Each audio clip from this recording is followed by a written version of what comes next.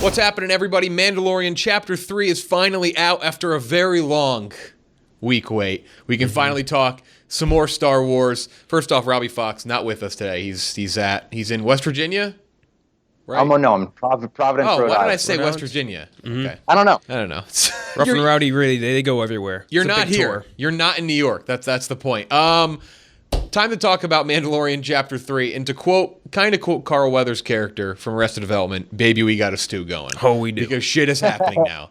We are cooking with gas now with The Mandalorian. Insane episode. Let's start off with Easter eggs, like we always do. First up, I know we've mentioned this, the Mandalorian ship, the Razor Crest, looks a lot like Clone War era, like clone ships, like the transporters, right? Like the ones they swoop in and save the Jedi and attack the clones. I think Robbie and I, we the talked... LAATs or something, or was it LAA somethings? So I don't know what the exact name was, but yeah, it's those big ones that they have that open sides.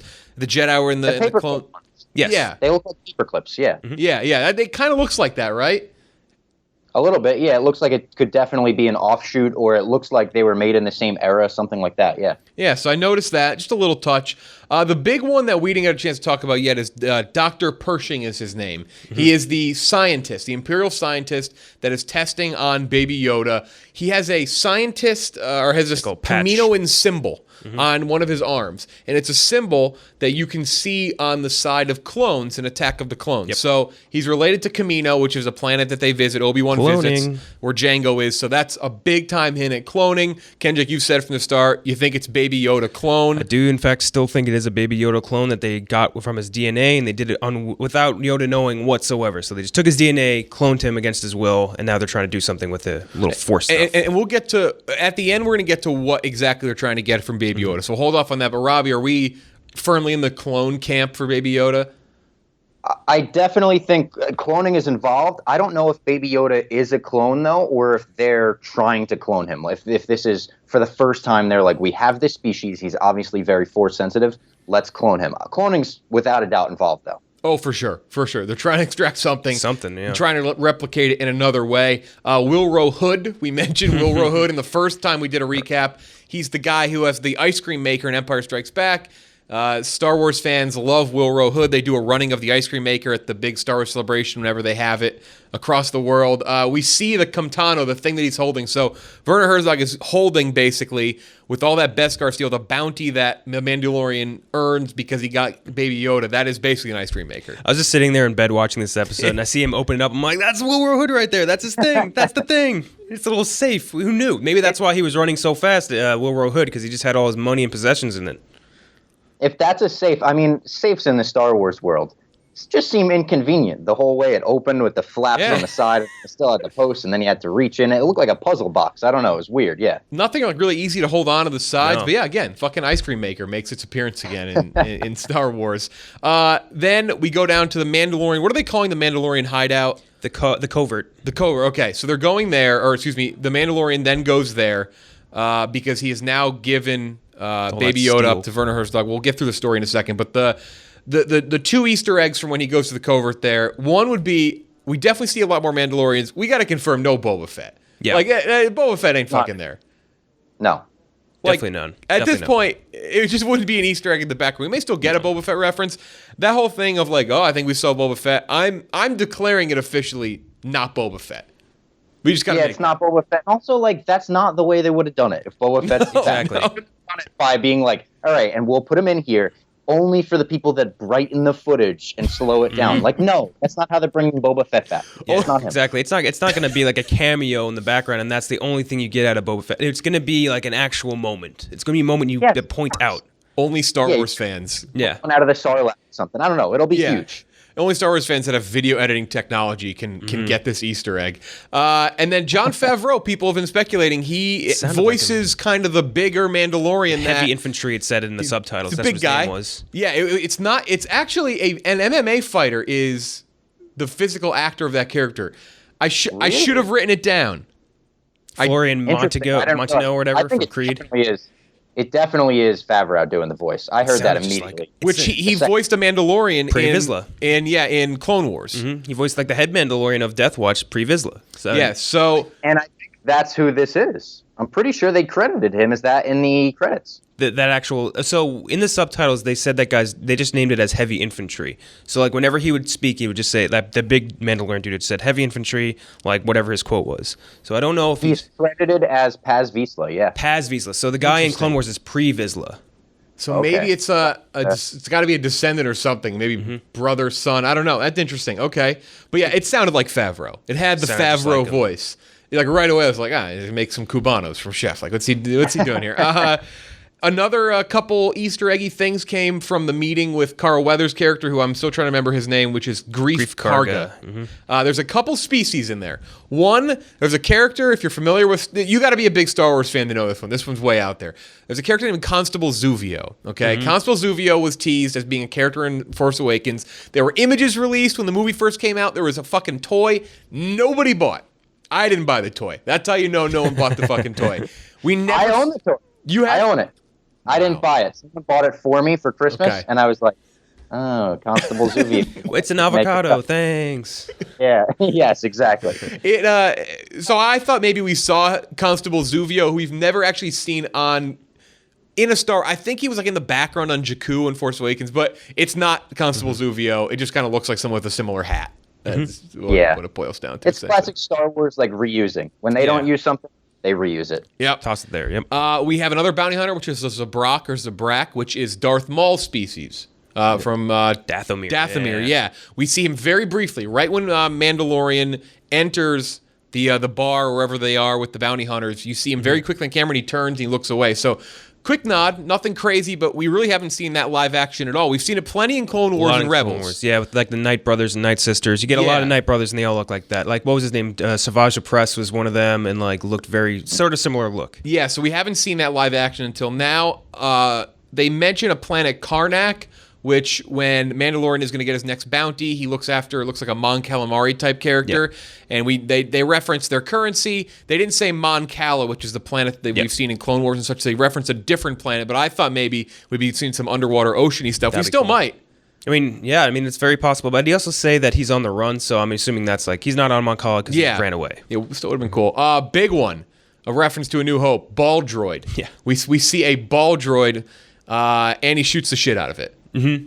Yeah, that was awesome. That was just like one of those mark out moments where it was just like, Favreau and Filoni fucking get it. They know what we want. Exactly. Like just making that same noise as it approached too from like, New Hope. It's like, yes. Just little things here and there. It was perfect. Like again, they're not making them too crazy. It's fitting into the narrative, right? They're not just putting out. It's not just a ball droid floating around for no reason, right? It's because it's in a medical scene. So they're putting us through all these little Easter eggy moments and little mysterious clues that we can find, but they're not doing it in a ham-fisted way that kind of takes away from the story, which you can really appreciate. I mean, that I think is a big reason why it's working. This one, I didn't notice this one. This one came from website Decider. They noticed in the background, when the Mandalorian is approaching the Imperial hideout where Werner Herzog is, there is a pole up against the wall of the front door, and it's the same looking pole that Han Solo uses to brace the trash compactor in A New Hope. Now that... Get the fuck out of here. Talk about fucking Easter... Obviously, I don't have the clip. If you're watching the video, you see the thing right now, but that is Easter egg hunting. Shout out to Decider. That is the best Easter egg hunting I've seen in a long time. That is a deep cut. Holy shit. You know what's weird is it's such a deep cut, but like I already know that all three of us can instantly picture that pole in our brains. Oh yeah, I know what the pole looks like in the trash compactor. I just don't know what it looks like in the Mandalorian. I'll go back the second we're done recording this and see what it looks like. Yep. And then finally, the last big Easter egg, they referenced again the Siege of Mandalore. They reference what do they call it again though? The Purge, the Great Purge. The Great Purge. The Siege of Mandalore. So if you watch Clone Wars or Rebels, you've heard it referenced. I believe it's going to be taking place in the new Clone Wars series that is going to be coming from Dave Filoni in Star Wars. So when that drops on Disney Plus, we're going to be getting the Siege of Mandalore. The Siege of Mandalore for time frame happened 20 years before A New Hope. So I think it's like 18 or between 18 and 20 battle before the Battle of Yavin, which is in A New Hope, and then. Mandalorian takes 9 years, takes place 9 years after that. And then so plus 3 or 5 years, because I feel like the Mandalorian, assuming that the baby in the flashbacks is the Mandalorian himself. That's my guess, right? Yeah. I think the baby's him. That would put him at about like 35 years old, maybe a little younger. Yeah, and that's fine. So it seems to line up with when the Siege of Mandalore took place. The Siege of Mandalore it was a big attack on Mandalorians, and there were a lot of battle droids there. We see a battle droid. Super battle droid, too. A big time look at the super battle droid. I don't know if we had seen it in previous flashbacks. No, they never showed you. Okay, if we did, I didn't catch it. Okay, because now we get the B2 super battle droid, which we didn't get much of. We got it at the end of Attack of the Clones and Revenge of the Sith, but the battle droids were a big part of the attack on the Mandalorians years before A New Hope. Yeah, and you also see one of those separatist bombers go overhead. So, like, when they first do the flashback in this scene, that's the first thing I saw, and I'm like, oh, wait, was it droids that were attacking Mandalore this whole time? I always assumed that it was going to be some sort of Imperial attack or something. And then the super battle droid comes out around a corner, and I was like, holy shit, this is a separatist attack. The whole time I was just assuming this was an Imperial thing. Which you assume that's why he hates droids, right? Totally. That's got to be why he hates droids, and even I saw the Star Wars Reddit already talking about this. It makes sense why a lot of the galaxy doesn't like droids. Go to A New Hope, where the bartender is, no, we don't serve your kind here. Like, they're prejudiced against droids because they just went and did a genocide over Mandalore.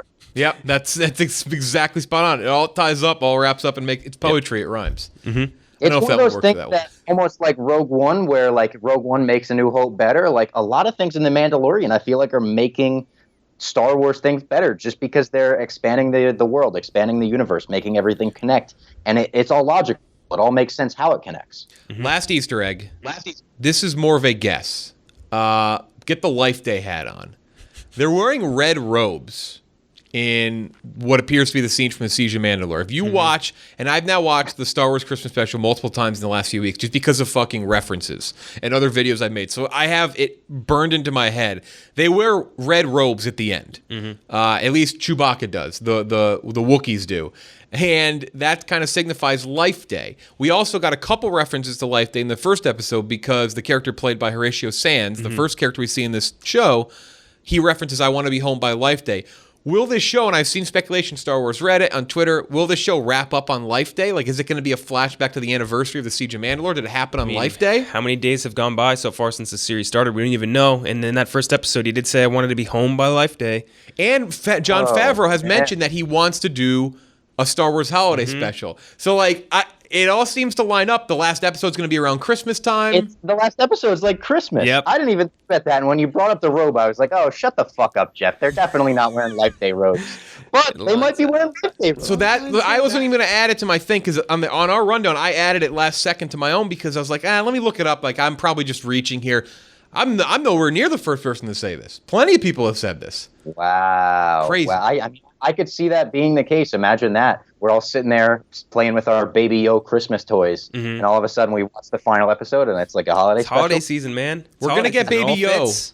Baby Yoda's name's going to be coming soon because they're making merchandise. And I imagine the merchandise won't say the child. I'm not going to say the child, and it won't say Baby Yoda. Even though we did see in an interview with Entertainment Weekly on a red carpet that Dave Filoni, said, yeah, call it Baby Yoda, and implied like there is mystery behind the character's name. So it is very important. It's not just the child for the sake of we don't need to know the name. We should tweet at him and make him forcibly call it Baby Yo, because Baby Yo is just a great nickname. Yeah. Less and I also think when merch is out, this studio should be filled with as much Baby Yoda merch as possible. For sure. Absolutely. It was suggested to us already to put Star Wars stuff around us. I only want Baby Yoda stuff. That's 10 Baby Yodas, just all different sizes. It should look like the teddy bear toss at the hockey games. It should look like that in the studio. It should be like you open the door and they come flooding out. Yes. Let's kind of go beat for beat through the episode. Let's interject if you have anything. Obviously, it starts off the Mandalorian returns to the planet he's on, which we don't have the exact name of that planet yet, but we'll just call it the Bounty Hunter planet because that's essentially what it feels like right now. And we know it's not Tatooine, right? It's definitely not Tatooine. The planet with the bounty hunters is not, but the one where he got Baby Yoda, we don't think it's Tatooine. No, it has a different name. They said it was like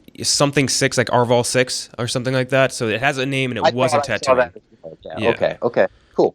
He receives the bounty for the baby. Great quote from Werner Herzog says, such a large bounty for such a small package. And the way he says package is just, it's amazing. It's so good. And he's just sitting there staring at Baby Yoda with the scientists going, yes, yes, yes. And really, I think the first super major in-your-face character moment where the Mandalorian asks, what are you going to do with this baby? And they really hammer home throughout the episode, like, that is just not what Mandalorians do. It's not just what bounty hunters do. It's not what Mandalorians do. So a little bit of little bit of personality shown there, because that's been one of the critiques of the show, and I don't have an issue with it. Is they're like, how do you convey the personality and emotion through the helmet? I think they're doing a pretty good job so far without seeing his face. I think that's a good way to do it. And we kind of mentioned this too. I think all three of us sort of guessed like he's going to probably give away Baby Yoda and then be like kind of like regretful of that fact and go back and try and get him, which is what ended up happening. And the way they did it was perfect too, right? Where he gave away Baby Yoda, he got the Beskar, he got the cool new armor, which Sick is like as hell. such a FAVREAU thing too. Like he made Iron Man. He knows you could make 1,000 different action figures with different armors. So he's like, all right, now you got to buy episode 1 and 2 Mandalorian, and now episode 3 Mandalorian. But I digress. He does that, and the way he goes back, and now he has better armor, he has better technology on his shit to steal Baby Yoda. It's like he just basically upgraded the entire episode. Yeah, it's like he had an upgrade in a video game. Exactly, yeah. Yeah. He leveled up. That's essentially what happened. Mandalorian, and he even teases like a future level up at the very end of this episode. Exactly, yeah. So he gets the new armor at the Mandalorian base. He has all this Beskar steel, and the other Mandalorians are like, what the fuck? Like, what is it? We're like, one, why do you have this? This is marked with the Empire. This is our stuff they stole from. They're kind of questioning his allegiance to the code of the Mandalorians. That's where the unit, let's call him Unit Mandalorian, the John Favreau one. He's huge. That's where they get into a bit of a tussle. Yeah. It doesn't look like they're trying to kill each other, but they're trying to beat each other It's like a show up. of force, essentially. Yeah. It's like, who's the alpha here? And you But got we like, learn... What were they fighting with? knives, Those I knives? think, just straight up That was, knives. were all glitchy. It was weird. It was, I think, though, kind of the point when they do those dominance battles, it's who can get the other person's helmet off. Like, they're not trying to kill each other, but if you get the person's helmet off, like, you've disgraced them, and they've lost. Yes, so that's Garrett. Yeah. Yeah. That's kind of the two big things here. Or there's like three big things. So the armorer, the person who like the female voice who's under the different looking Mandalorian head thing, Mandalorian. she makes the armor. Couple things. They mention how they should stick together. They say this is the way. That's kind of their slogan. That's or their mantra. That's what the Mandalorians May say. the Force be with you. Yeah, exactly. We also they mention that the leftover Beskar steel and stuff they're going to use because of foundlings, and they say the foundlings are important for the future, which is a bit of a clue because I think that is a big moment for the Mandalorian when he hears them say that again. Yeah. You know, they fight, they kind of stand down like this is the way we have to stick together. We've had to hide because this is how we survive and continue to be who we are and follow our beliefs. And I think when he hears the thing about the foundlings, because it would appear as though he was a foundling, that he was a baby. That's why he has the sympathy for Baby Yoda. Yeah. And that's what kind of strikes the chord with him, like, I have to save this child. I think the foundling is going to be something... Did you guys feel like... Sorry, you first. Did you guys feel like we were set up for almost a future reveal, by the way they did the foundling thing with him in the flashbacks, where he got put in that little bunker, and then it looked like the super battle droid was about to destroy him, and we cut away from it right away. Yes. So it's like, well, how did he get away?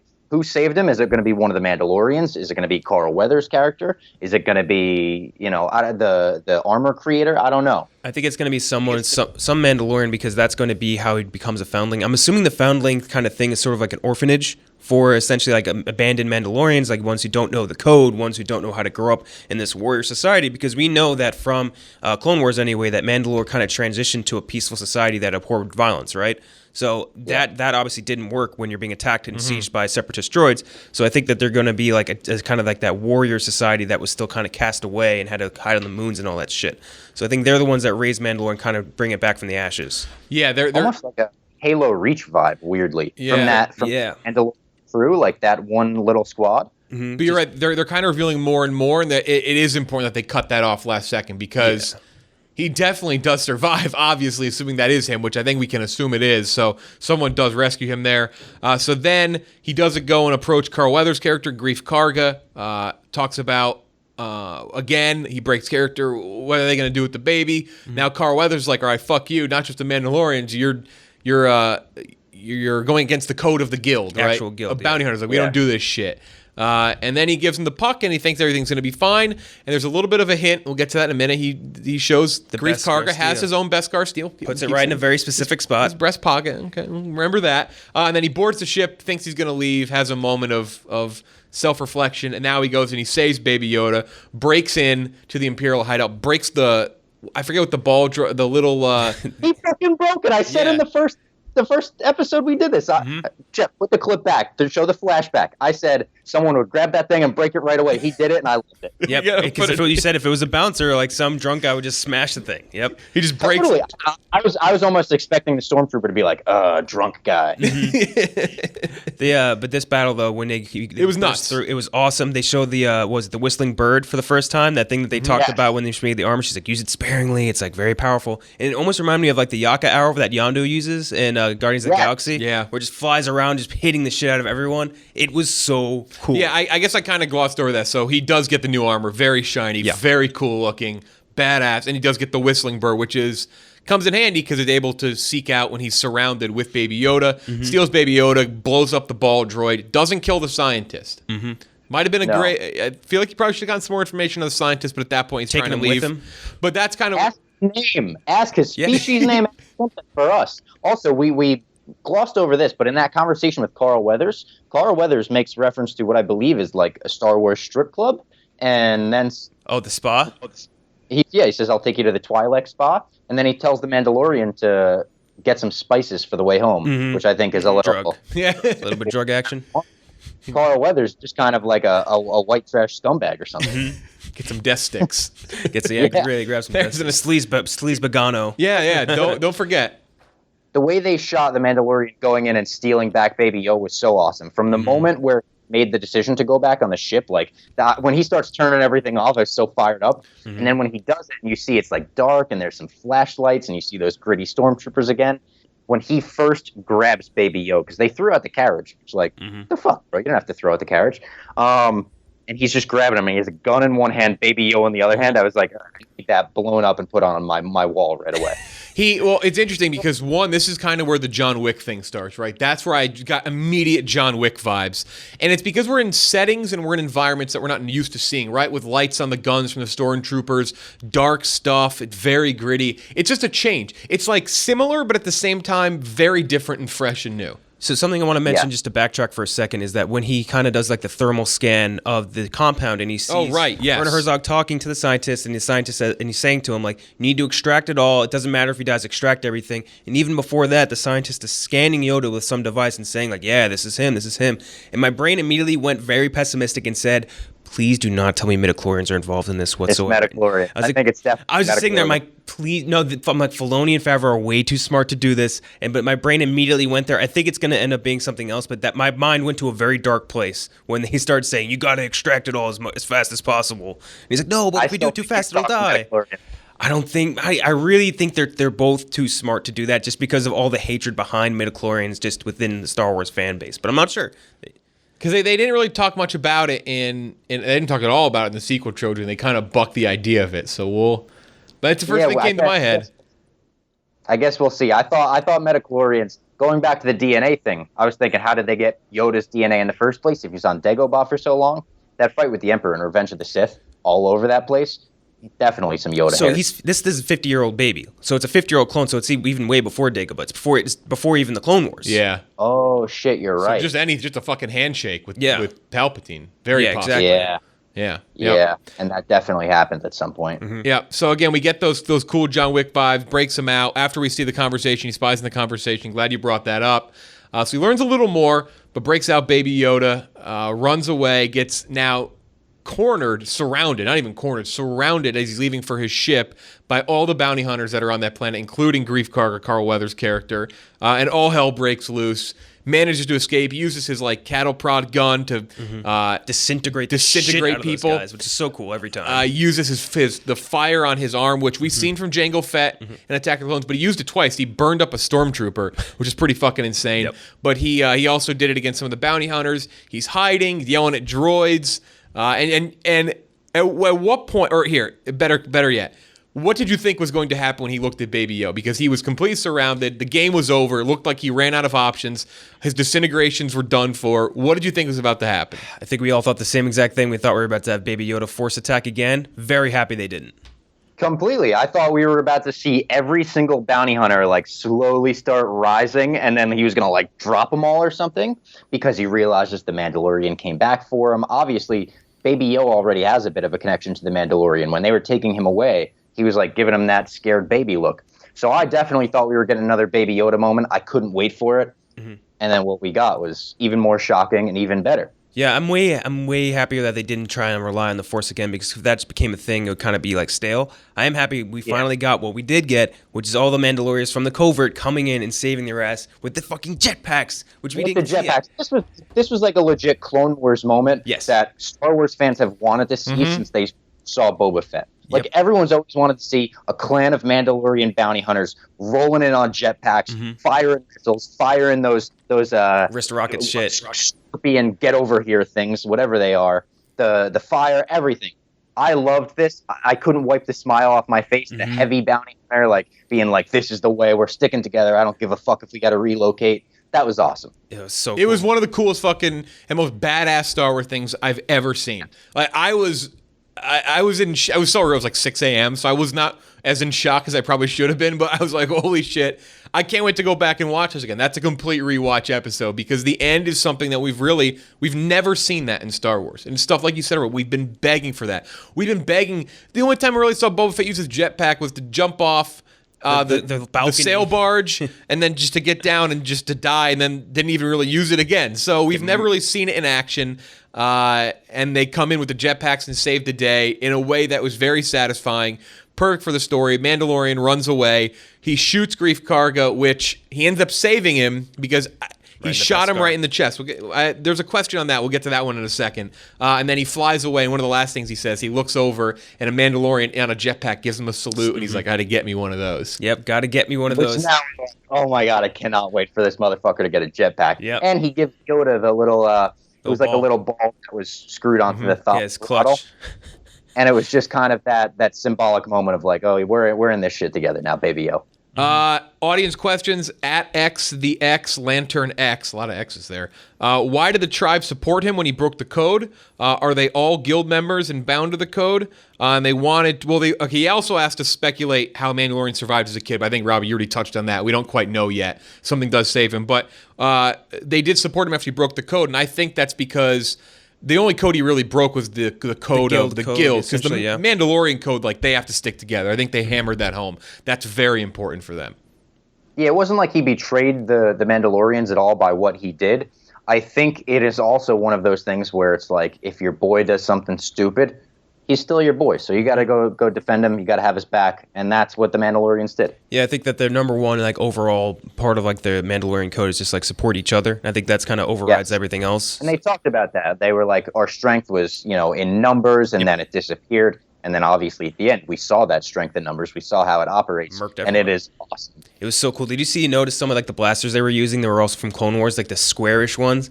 I was like, oh, really? I was going through so cool. One the whole time, that like long tubey one. Yep. And I didn't see anything with it.